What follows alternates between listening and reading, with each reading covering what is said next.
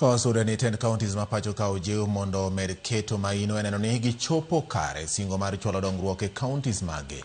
Ma oyangi kinde nyasi mar pedha yanga report mar kambi timo nonro mar Infotrak ma onyiso kaka counties kod governors mapacho ka osego okang' yore mag loch mag kor gwenge ahinya to e sektas mag somo, thieth, pur, limbe kod ohala e kind mamoko. Lipodno onyiso ni atamalo 75 mar oganda jo Kenya paro ni 10 loch gwenge osemiyo piny Kenya ogoyo okang' kipimo kod kinde mokalo. En lipot ma nonro mare notim e kind dwe mar 1 kod dwe mar 5 higani. Lipot ma oyangi kod kambi timo nonro mar Infotrak ma onyiso kit kaka counties mapacho ka osedhache yor loch gwenge kata devolution.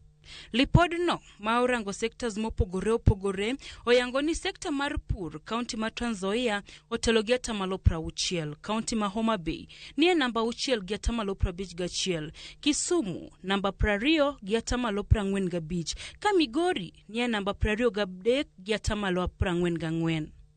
Kirango sekta mar thieth, Murang'a otelo gi atamalo 56, ka e counties ma Kaluo, Homabay oriwo namba 6 gi Kisii gi atamalo 48, Migori omako namba 19 gi atamalo 43, ka Kisumu nigi atamalo 46.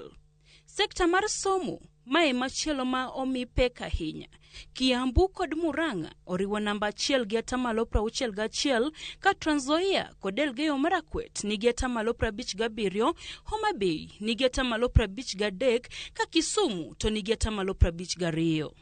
We have Kisumu at number 4. E sekta mar ohala kod limbe, Murang'a otelo gi atamalo 51, Kisii kod Kiambu luwe machiegni gi atamalo 49, ka Homabay ni e namba 4 gi atamalo 48, Kisumu ni e namba 9 gi atamalo 45, ka Migori ni e namba 22 gi atamalo 43.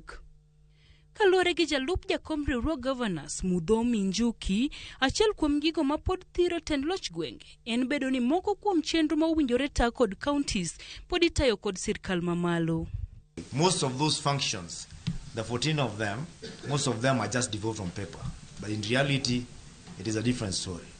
That is why you will still find a ministry in Kenya carrying out a devolved function, and when the budgets are read, one ministry has a budget that is more than all the 47 counties combined together in the same function. We are looking forward to that time when the national government will let go of what is devolved and let counties be able to lead, have the lead in implementing the projects in those 14 devolved units. Counties duto motele gi governors mamine oyangni ni e kind counties 25 matiyo makare pachoka. Kotel kod Homabay e namba 4, Kirinyaga, Embu kod Kwale duto e namba 13, ka Nakuru kod Machakos oriwo namba 23. The most important finding of this report is not who comes first, although that's important. It's also not about who comes last. It is this: 3 out of every 4 Kenyans, that's 75%, believe their county is better today than it was before devolution. Think about that.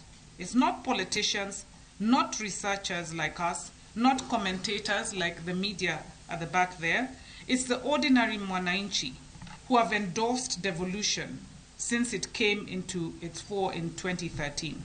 Governor Murang'a Irungu Kang'ata oyang kaka matiyo maber moloyo governors duto gi atamalo 80, George Natembea ni e thuolo mar 2 gi atamalo 76, Kimani Wamatangi gi atamalo 71, ka Gladys Wanga ni e thuolo mar 4 gi atamalo 66. We know that the counties are not getting the amount of money that they should be getting. We know that the national government has been reluctant to unleash the hold that it has on national power and national resources, despite the stated wishes of the Kenyan people, that they want government to come closer to them.